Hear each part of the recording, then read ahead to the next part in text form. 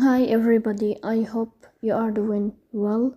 Today we will talk about how to fix or how to solve the problem of Azar app.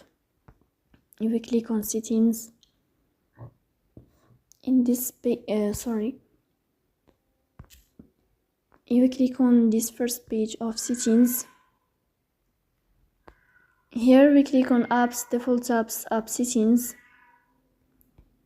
Then you will search about Azar app and you will click. Here you will click on first stop and you will click OK. Then you will enter to the window of storage. Here you will click on clear cache.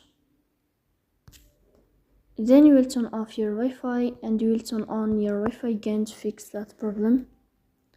So that's all. Don't forget to support us by like and subscribe.